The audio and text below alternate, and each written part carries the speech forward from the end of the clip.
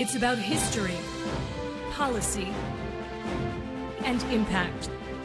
A new perspective on current affairs, bringing experience, insight, civility, and scholarship to the urgent issues of today. It's about our past, present, and future. Your host, Pulitzer Prize-winning author and journalist, Douglas Blackman. From the University of Virginia's Miller Center, this is American Forum. Welcome back. I'm Doug Blackman. Our goal on American Forum is to gather at this table national leaders, decision makers, the greatest minds of our country. Some of them are famous, others are emerging thinkers you might not yet know about, but should. Our guest today is one of those new thinkers you need to know. Kevin Kruse is a brilliant young historian at Princeton University who is pushing the boundaries of how Americans understand ourselves, our history, and what we've been taught was a bedrock of our national values. He's the author of a new book asserting that the concept of a Christian America comes not from the founding of the Republic, but is a product of much more recent times and deeply influenced by corporate America. Kevin, thanks for being here. Thanks for having me. So, your book, the subtitle in particular, makes a pretty big claim that Christian America is a creation of corporate America. What about the Puritans and Catholics in Maryland? The narratives that we know so well that our religious principles and our connectivity to that really go deeply back to the very beginnings of the American psyche. If you look at what happened with the founding of this country, the founders were quite clear. Americans today will look back to the Declaration of Independence and its notation that the Creator endowed us with certain rights. Certainly, that's true. But if you look at the Constitution itself, the only references to religion in the Constitution are ones that keep the state and the church farly apart. So there's no religious oaths for office holders. There is no establishment of a national religion. Congress is forbidden from interfering with the free exercise of religion. The book was originally going to be a grassroots study of religious conservatism in the 60s and 70s, kind of a prehistory to the moral majority was how I was looking at that. And so as I began to research that, the traditional story of the religious right is the first thing that gets religious conservatives angry is the Supreme Court decision in 1962 striking down state-mandated school prayer. So I thought I'd look at that issue to begin with. And so I went down to the Library of Congress, up to the Library of Congress from here, and looked at the papers of Hugo Black, who wrote that decision. And there are 10 giant boxes of letters and telegrams that Hugo Black received in response to his decision. I was excited to find those. I was stunned by what I found in them, though. There were hundreds, if not thousands, of letters in there that made reference to, well, aren't we one nation under God? Isn't our motto, in God we trust? Things that had happened just not even a decade before were being invoked by Americans as a sign that this Supreme Court justice had gotten the First Amendment wrong, and that these things trumped the First Amendment. This went against everything I'd ever been told.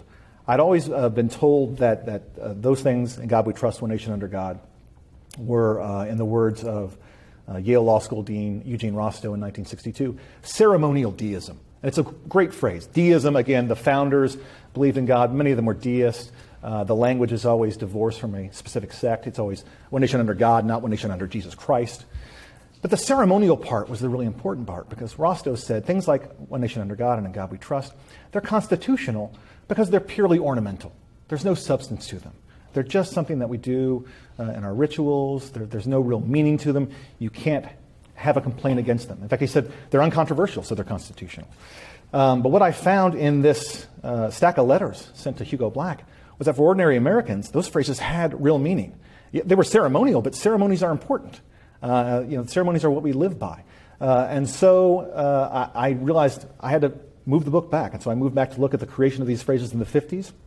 As I dug into that, I found another thread that took me back to the 30s and this origin of this corporate resistance that I say got this whole thing rolling. But so what was it that happened in the 30s that begins to be the basis of corporate America inventing Christian America? It's the New Deal, and it's business's reaction to the New Deal. With the rise of Franklin Roosevelt's government in 33 and 34, business feels like it's under attack, and from two directions. Washington, D.C. is now issuing regulations on the economy like it had never before to this degree, but also it's empowered labor unions. So their own workers are striking from within. The government is coming after them from above as they see this. And so they look for a way to fight back. And so business leaders and groups like the U.S. Chamber of Commerce, the National Association of Manufacturers, new groups they found, like the American Liberty League. They undertake a massive public relations campaign. Their enemy's called a propaganda campaign, in which they try to convince the public that the solution to depression lies with big business. All we have to do is get the government out of business's way. Unfettered free enterprise will save the day. The problem is that in the wake of the crash, the public isn't buying this. And no matter how much they spend, and they spend, the National Association of Manufacturers increases its PR campaign about 22 times over. They're spending about half of their budget on this project. And no one's listening.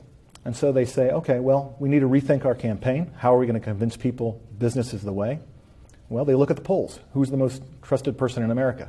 A minister is. And they say this quite explicitly. We need to get ministers to make the case. So let's make a case that free enterprise goes hand in hand with political freedom and religious freedom, and you can't have any of those without all three together. And who's the central character in that? A minister named Reverend James W. Fifield. He's the pastor of First Congregational Church in Los Angeles, which is a church, his pews are literally filled with millionaires. The mayor attends, the publisher of the LA Times, Cecil B. DeMille. And he preaches a message that they like to hear, which is that the New Deal is evil. It is a form, he says, of pagan statism. And instead what we need is a return to, again, this kind of unfettered free enterprise. He links Christianity and capitalism. He sees that they're deeply intertwined. In his view, both are systems that stress individualism above all else. So as he tells it, Christianity is a system in which if you're good, you go to heaven. If you're bad, you go to hell. Capitalism is the same way, he says. If you're good, you make a profit. If you're bad, you go to the poorhouse. And any system that interferes with that divinely prescribed order of things, he says, is a form of pagan statism and is itself evil. And so that idea then begins to take hold? Or, I mean, how does it metastasize?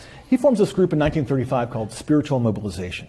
And he gets the backing first of very wealthy men in his congregation, and they link him up with national leaders. So the U.S. Chamber of Commerce, National Association of Manufacturers, individual corporate leaders like the heads of Sun Oil, General Motors, Republic Steel, U.S. Steel, J.C. Penney, Maytag, on and on. They start funding this group called Spiritual Mobilization. And that group gets the message out. And it's a message that its opponents wind up calling Christian libertarianism. But Fifield boils it down to a simple kind of almost bumper sticker-like slogan of freedom under God, as opposed to the slavery of the state. And so they popularize this message through a monthly magazine, through a weekly radio program, through these fantastic major events, including a 1951 4th of July special with Bing Crosby as the host, and Lionel Barrymore does a reading of the Declaration of Independence. So they're very effective at using this massive amount of corporate funding behind this message to get it out. It's wholly political. That group, the American Liberty League, is one of the most famous ones in the 30s, and they're deeply funded by General Motors and DuPont. The problem is that message comes across as it's from General Motors and DuPont. Jim Farley, the head of the Democratic Party, has a great line that the American Liberty League, they ought to call it the American Cellophane League, because number one, it's a DuPont product, and number two, you can see right through them. Is there like the memo that says, hey, the other way's not working, we need to come up with we need to redefine religion in America? Yeah, it's in their private documents, but also even their public speeches. The head of the National Association of Manufacturers in 1940 basically gets the job when he makes a famous speech in 1939 to the U.S. Chamber of Commerce. And he says quite explicitly, economic arguments are not working. We're still in public disfavor. What we need to do is play up to the American people's sense of patriotism and piety. And if we do that, then business will be restored. And so they're very open about this. And again, in their private letters, they say, well, who can we trust? The polls show ministers. Let's get a minister. And this is what leads to the addition of In God We Trust to the Pledge of Allegiance in 1954. It's in 49 that this freedom under God message starts to get spread through the magazines and the radio program. In 1951 is that massive Freedom Under God ceremony where they've got this radio program. They've got 17,000 ministers across the country engaged in a sermon contest. They're competing for cash prizes to create sermons on this theme of freedom under God and the evils of the New Deal state. And this message gets out there broadly in 51, and the movement to add under God to the pledge starts just a few months thereafter, after this has been blanketing the airwaves. When the American people are hearing that this needs to be done, this is important to add these words, these reassuring words for many Americans, what are they being told is the real reason? Well, the story of the public, and this is the story that historians had bought largely, was that this is all about communism. This is all about the Soviet Union. So the traditional story is, as the Soviet Union discovers the bomb, America rediscovers God. And so all of these religious trappings that happen in this quick span of time in the early 50s, not just One Nation Under God and In God We Trust, but the National Prayer Breakfast, prayers before cabinet meetings, on and on. That all these things happen simply as a reaction to what the Soviet Union is doing. And there's something to that. I think that Cold War climate is important. But what I found in the research is tracing back the public speeches and the private writings of the men behind this, is that language had been in the works for 20 years. And they had been fighting communism, but they saw the communism that was the dearest threat to them coming not from Moscow, but from Washington, D.C. They always see the New Deal as what they call creeping socialism. So it's really an extension of this international communist menace. And it's only in the 50s with Dwight Eisenhower in the White House, an enthusiastic supporter, that this finally catches fire and becomes a national phenomenon. And that's the point at which the story begins to be carried by figures we are more familiar with, like Ike and Billy Graham. Well, we don't think of him this way, but Billy Graham really was a member of this Christian libertarian movement, especially in his early years.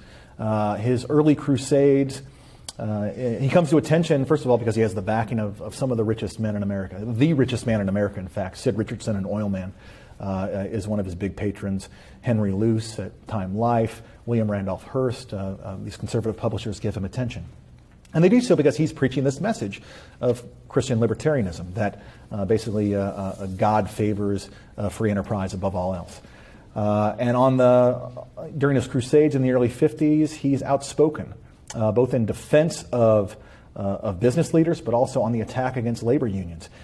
He tells the Greensboro, North Carolina crusade in 1952 that the Garden of Eden is a paradise where there will be no union dues, no labor leaders, no snakes, and no disease. He says the kind of revival I'm calling for, he tells a Boston crowd, is a revival that'll have the worker put in an honest 8 hours work. He says no good Christian would ever strike against his employer. And those employers, he says, are the really true Christians. Does that suggest that someone like Billy Graham was insincere? I think on this, his faith is sincere, but I think he sees the political ends to which it could be used. It kind of sets up the American people as suckers, too, doesn't it? I don't think so. I think what happens here, what's important, is the pivot that Eisenhower makes. And after he gets elected, he makes an appearance to the Freedoms Foundation where he utters this famous quote. He says, "Our form of government makes no sense unless it's founded on a deeply felt religious faith, and I don't care what it is." And his opponents mock him for that. William Lee Miller at Yale Divinity School says, apparently Eisenhower is a very fervent believer in a very vague religion. But that was Eisenhower's point. He knew that religion could only unite the American people if it was vaguely drawn. You can't, advance the principles if you're a Baptist and force that on the country, or if you're a Catholic, force Catholicism on it. And so it's this vaguely drawn, again, this ceremonial deism.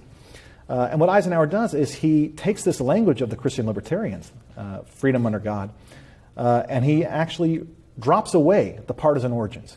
And he makes it a language that can apply to anybody.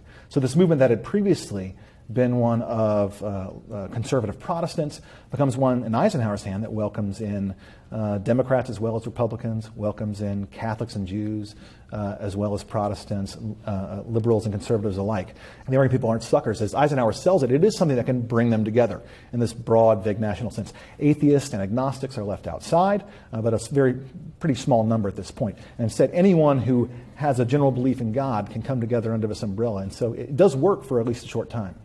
And that's the beginning also of the great ecumenical period of American life, where you get into the 50s and the 60s and the National Council of Churches, in which lots of different denominations are actually working together, some of them even on the correct side of civil rights. And there's a lot of talk in a lot of denominations about being less conscious of the divisions between different faiths. I mean, there is a big movement along those lines. I used to joke that the American people just, that we misspell God's name, that it's supposed to have 2 O's in it, and we just believe in good, and maybe that's what the founders meant, the sense of the Creator, some sort of good it's got a force behind it, and the Creator. But that doesn't sound so cynical, though. What you just described Eisenhower doing sounds like adapting this to what the founding documents say. Yeah, I think Eisenhower is sincere in this. He believes that this is going to be something that's going to unite people, and believes that this broad religion is going to be good to unite the American people.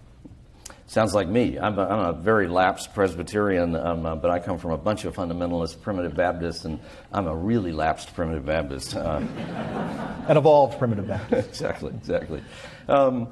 Another more conventional historian's narrative around some of this is that yes, all these things happened, obviously, that you're talking about, but that the really powerful origins of the current day religious right and the intensity of Christian America in today's national discourse, that's really more something that happens in response to the cultural turmoil of the 60s and the 70s, or perhaps alternatively, or with it, it's a response to the civil rights movement and or the abortion ruling in the early 1970s, and that really what we think of now in terms of religious political activism is more rooted in that period of time and a response to those big changes in American life. I would agree with that completely. Again, this project started out as an exploration of the religious right forming at the grassroots in the 60s and 70s.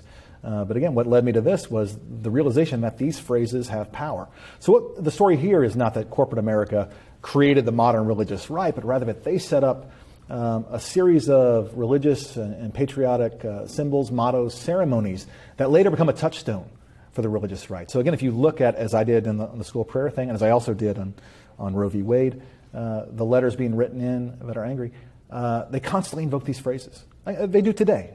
You'll see this in the presidential campaign, invocations of one nation under God and in God we trust, to advance a kind of social conservative vision of the religious right. So this is really a story of unintended consequences. This movement for economic and political conservatism spawns this kind of social religious conservatism. And I was interested in this to see the way in which these different faiths come together. That was an education for me too. As a Catholic, for me it was interesting to see the way in which Catholics glom onto what is originally a Protestant movement, and very much one that has Protestant edges in that early Christian libertarian phase. Once Eisenhower kind of opens the gates and welcomes everyone in, the Catholics rush in to take advantage of this. The sponsor of the pledge change is a Catholic congressman. He gets a note from the Knights of Columbus, who are very proud about their role in proposing this. They start doing that in 1952. And so Catholics, I think, see this as a way, again, to prove their Americanism.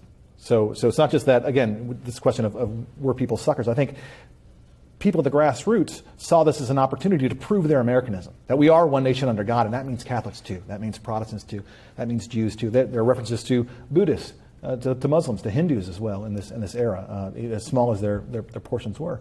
But there's a real sense here of the faiths coming together, and so there are ready participants at this across the board. Well, and it makes sense that this is also the way that we go from, in a fairly short period of time, this would be a very positive dimension of all this. Maybe it's all positive, I don't want to say otherwise. But we go from a period where in the 1920s, just before your primary narrative, Catholics are viewed with great suspicion by, like, my folks, my people, right. Were very much anti-papist. The peak of the Klan is as much about Jews and Catholics in many parts of the country as is about African Americans. And so we go in from a very brief period of time from where these, at the grassroots level, the religious divisions are really profound into this era where now, it's hard for me to explain to my kids what the difference is between a Protestant and a Catholic. Right. There's this period in the 50s where all these groups come together and they embrace this, again, because it's kept at this very vague, very broad level, this level of ceremonial deism. And so Protestants, Catholics, and Jews come together to support mottos like one nation under God and in God we trust. The problem comes when this filters down to the local level. Because at the national level, you can invoke these vague mottos. If you're doing Bible reading in the public school, you've got to pick a Bible. You pick the one that the Protestants use, the one the Catholics use, the ones that your Jewish students use. When the fight over school prayer develops, that one would assume it's a fight between really religious people and atheists, but in fact it's not. It's a dispute between very religious people, and it really is a freedom of faith within this broad spectrum of faith. That's right, yeah. So there's this moment I talk about here after the school prayer decision. Congress comes very close to passing a constitutional amendment to allow school prayer. It's incredibly popular. In the 1963-64 term, when Congress is debating the Civil Rights Act of 64, the school prayer amendment actually gets the most mail. It gets 50% of Congress's mail in this period. And the support is overwhelmingly in favor of this. And it seems like it's going to pass with no problem at all. And what happens is civil liberties groups start to realize this is going to go through, and they start to mobilize moderate and liberal religious leaders. And they speak out very effectively against this. And they do, from that perspective you noted, that this isn't one of they're opposed to this because they're taking a secularist viewpoint. Rather, they don't want the state to intrude. They don't want the state to intrude on their religious turf. They don't want the state to take over religious instruction. They don't want the state to take over religion in general. But they take it seriously. And these kind of phrases of one nation under God, their value that had been in keeping things kind of vague and broadly drawn. Well, if you're a Baptist, you don't want vague and broadly drawn. You want Baptist. If you're a Catholic, you want Catholic teachings. You don't want this kind of watered down faith, what I call in the book a lowest common denomination faith. You want something that's very specific and dear to your own. You don't want the Church of Good. Yeah, that's right. That's right. You don't want these kind of and it wasn't just liberals who objected to this. When the school prayer, the New York Regents case comes up, fundamentalists hate the prayer in question because it doesn't mention Jesus Christ. And if you're a fundamentalist and it doesn't mention Jesus Christ, you say it's a pagan prayer. This far right group says it would have risen no higher than the ceiling of the classroom. Right? So they want actual prayer, not this kind of watered down replication that isn't going to supplant their faith. They're worried it's going to take it over, and that's a real problem for them. But is that a story of how, in some respects, the people who started this whole process then lost control of it? Because today you have that the people who are the conservatives who are most concerned about the state of the Republican Party, the conventional conservatives like a Dwight Eisenhower, I think would be a bit horrified by many dimensions of what has happened with conservative politics in America today. And the folks they probably would be most worried about are the ones like Ted Cruz in the current campaign, who are invoking some of these ideas and images more strongly than any other. Oh, I think they absolutely lost control. I think. First, the Christian libertarians lost control as it became this touchstone for social conservatism, not the economic conservatism they'd originally planned. Eisenhower would have been a little horrified to see this language that he had always used to bring Americans together, really starting with Nixon, starts to drive them apart. Nixon really takes a kind of a partisan edge to this. So it's certainly changed now. I don't think that, Eisenhower wouldn't be upset with the implications of faith. I think he would be a little concerned with the ends to which it's been used. And what about the case of Kim Davis, the county clerk in Grayson, Kentucky, who's been refusing to issue marriage licenses to gay couples? Is that it seems to me that Dwight Eisenhower, while he might have objected to the gay marriage part conceptually, but that once it had been the law of the land, that his view would be that in this ecumenical sense that becomes part of the shared views of the nation, and it's the duty of an officer of the state to fulfill the law. Eisenhower had a clear sense of his duty. And again, you only have to look at the reaction to Brown versus Board, a different Supreme Court case, in which many segregationists invoked the Bible as the reason that the court had erred and that they were going to obey the authority of God on this. They invoked, the curse of Ham to justify segregation. And someone like Eisenhower would have no truck with that. Again, he sent the airborne into Little Rock to enforce the order there. He would have had no patience for certainly a government official refusing to obey the law. When this plan, in effect, was put into place, and that ultimately the folks who triggered this change in American life, when they did lose control of this, is this also a narrative of that what was fundamentally and genuinely at the founding what was a bedrock view, that there is a creator of some sort, there is a shared sense of the human spirit, the value of the human being, and that's something that can be acknowledged and broadly accepted by Americans? Was the story that you tell, is it one in which those ideas are actually twisted in a way that ultimately, once lost control of, become kind of a dangerous element of American life? I don't think they have to be dangerous. I mean, I think there is still power in those phrases to bring Americans together, and you don't need to look to the distant past. I mean, the administration of George W. Bush after 9/11, he was the first president to make a visit to a mosque. He made clear that Muslims were part of this expansive religious community. So there can be a positive side to this. The danger is, what happens with the increasing numbers of non-believers or the non-affiliates out there, and how are they reacting to this too? So there's a delicate balance there. And so President Obama talked about a nation of believers and unbelievers, which was, I think, an important first. And how you balance between those groups is something that the politicians will have to sort out.